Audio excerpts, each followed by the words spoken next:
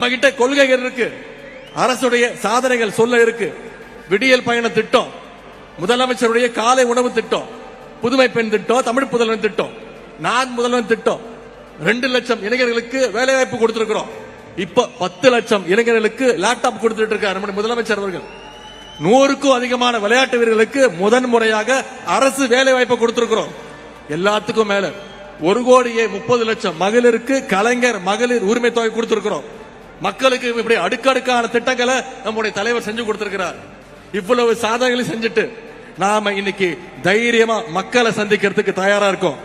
மத்தவங்க மாதிரி வீட்டுக்குள்ள போய் தூங்கிட்டு மாசத்துக்கு ஒரு வாட்டி வெளியில வந்து மூஞ்ச மூடிட்டு திருட்டுத்தனமா டெல்லிக்கு போய் சுத்துற தலைவர் கிடையாது நம்முடைய தலைவர். நீங்க வந்திருக்கக்கூடிய இளைஞரணி நிர்வாகிகள் மக்களை சந்திச்சு நம்முடைய சாதனைகளை எடுத்து சொல்லுங்க. இளைஞரணியுடைய திராவிட மாடல் அரசுடைய பிராண்ட் அம்பாசிடர் தூதுவர்களாக நீங்க மக்கள்கிட்ட போய் சேர வேண்டும்.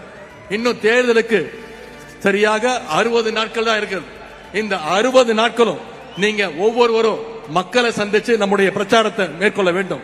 நம்முடைய திராவிட மாடல் அரசு, நம்முடைய கழக தலைவர் அவர்கள் ஏன் மீண்டும் முதலமைச்சர் அமரணும்ன்ற பிரச்சாரத்தை நீங்க மக்கள்கிட்ட கொண்டு போய் சேர்க்க வேண்டும்.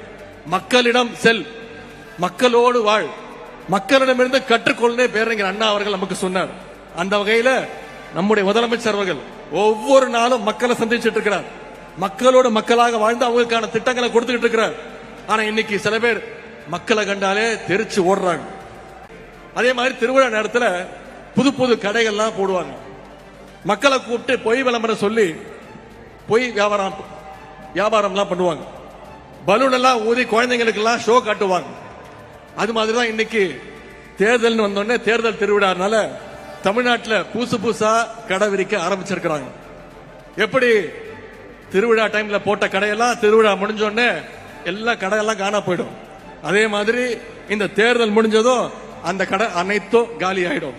ஆனா திராவிட முன்னேற்ற கழகம் தான் என்னைக்குமே மக்களோடு மக்களா நின்று இருக்கும்.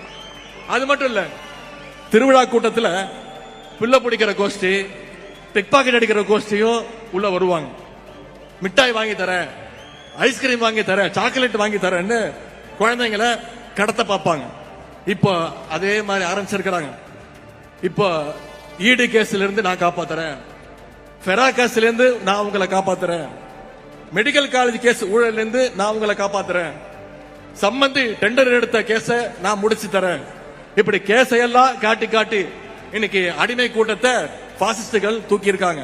இந்த மிரட்டலுக்கெல்லாம் அடிமை அதிமுக பயப்படலாம். ஆனா திராவிட முன்னேற்ற கழகத்துடைய தொண்டை எந்த உருட்டல் மிரட்டலுக்கும் பயப்பட மாட்டான்.